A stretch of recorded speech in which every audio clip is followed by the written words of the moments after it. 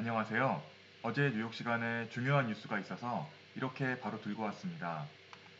3년 동안 이어져 온 LG와 SK 간의 배터리 소송에서 미국의 ITC가 LG에 손을 들어주었다는 소식입니다. ITC, 즉 미국 국제무역위원회는 LG가 제기한 SK의 영업비밀 침해 소송을 인정하고 SK의 철퇴를 내렸는데요. SK는 앞으로 10년간 전기차용 배터리 관련하여 미국에서 생산과 수입을 할 수 없게 되었습니다. 좀 더 자세한 내용을 살펴보면요. 소송 과정에서 증거로 제출된 SK 쪽의 사내 이메일에서 LG화학의 배터리 원자재 부품 명세서나 소재 배합, 사양을 포함한 제조 비결 등이 포함되어 있었다고 합니다. LG 측은 SK가 이렇게 LG의 원가 구조를 파악해 낮은 가격에 입찰하는 데 활용했다고 주장하고 있습니다. 이러한 판결은 SK에게 엄청난 타격인데요. SK이노베이션은 향후 미국 배터리 사업의 지속 가능성을 따져봐야 할 정도입니다. 현재 SK의 상황을 구체적으로 확인해 보겠습니다. SK는 미국에서 적극적으로 사업을 확장하기 위해 큰 규모의 투자를 해왔는데요. 현재 조지아주에 2조 9천억 원을 투입하여 1, 2, 두 개의 공장을 짓고 있는 상황입니다. 타겟 전기차 회사는 폭스바겐과 포드이며 전기차 배터리 수주 규모는 20조 원에 달하는 것으로 알려져 있습니다. 다만 이번 판결에서 일부 예외 사항도 있었는데요. 앞서 말씀드린 것처럼 SK이노베이션이 기존에 수주해 놓은 포드 전기차용 배터리는 4년, 폭스바겐 배터리는 2년간 수입을 유예했습니다. 하지만 이것은 이번 판결로 폭스바겐과 포드에 돌아가는 피해를 최소화하기 위한 조치이지 SK를 위한 배려라고는 볼 수 없습니다. 그럼 SK는 LG와의 소송 불확실성이 있는 상황에서도 어떤 생각으로 이렇게 미국에서 사업을 벌려놓았을까요? 공장의 위치가 조지아주라는 점과 지금 대통령이 바이든이라는 점을 생각해보면 답이 나오는 것 같습니다. 조지아주는 바이든 당시 대통령 후보가 가까스로 트럼프 대통령의 승리를 거두었던 지역이죠. 또한 바이든 행정부가 친환경 전기차에 크게 드라이브를 걸고 있다는 점, 그리고 공장 가동이 조지아주에 수천 개의 일자리를 창출해낼 수 있다는 점 등에 SK는 승산이 있을 것이라는 정치적인 판단을 한 것 같습니다.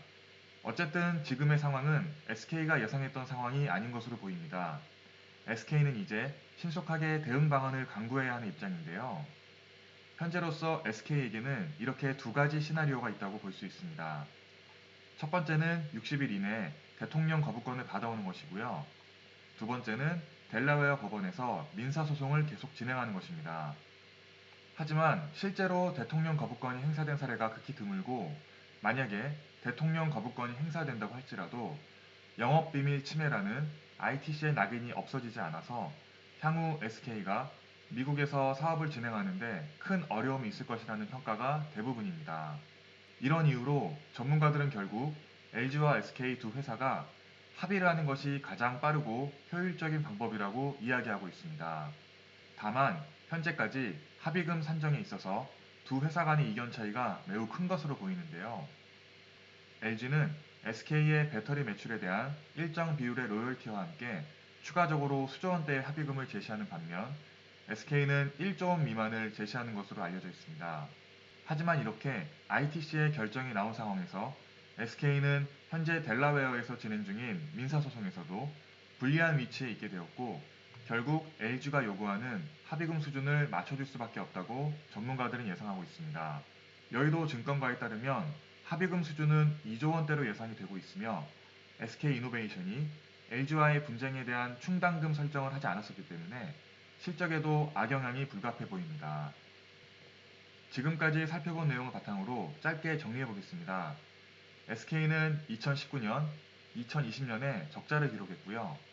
올해 급증하는 전기차 수요에 발맞춰 배터리 생산 능력을 적극적으로 확대하고 있는 와중에 오늘의 이런 상황을 맞이하게 되었습니다. 중국과 헝가리 등에서 생산 시설을 확충하면서 전반적으로 회사의 캐파를 늘려온 것은 사실이지만 그동안 LG와의 소송 불확실성이 주가 밸류에이션에 조금 낙관적으로 프라이싱 되지 않았나 하는 생각입니다. 개인적으로 LG와 SK는 결국 LG가 생각하는 합리적인 선에서 합의를 마무리 지을 것이라고 생각합니다. 하지만 SK의 대외 이미지 실추와 사업 확장 차질은 단기적으로 불가피해 보입니다. 급속히 성장하는 전기차 배터리 시장에서 한국 업체들 간의 소모전은 결국 두 회사 모두에게 피해가 될 것입니다. 빠른 시간 안에 두 회사가 모두 상생하는 방향으로 현명한 결정을 내릴 수 있기를 기대해 봅니다. 오늘도 시청해 주셔서 감사합니다. 내용이 도움이 되셨다면 구독 부탁드립니다.